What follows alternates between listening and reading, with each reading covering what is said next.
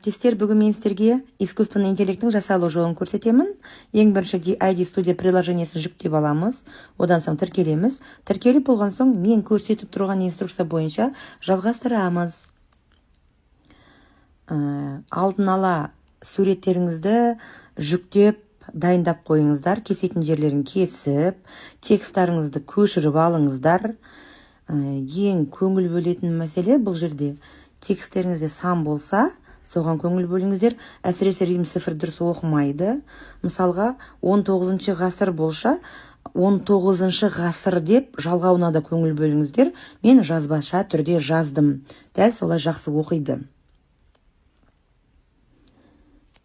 Келесі қай тіл керек, соны таңдаймыз. Маған қазір қазақ тілі керек, сондықтан мен қазақ тілін таңдап жатырмын.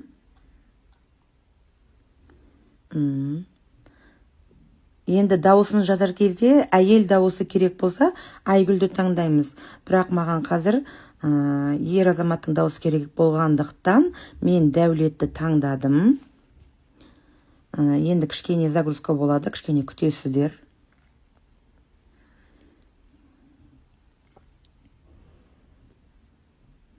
Алдыңыздан осындай сұрақтар шығады, өткізіп жіберіңіздер.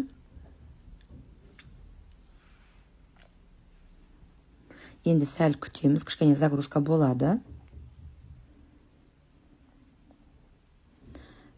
Суретіміз жүктелінді, соған басамыз. Енді жүктейміз, кішкене күте тұрамыз.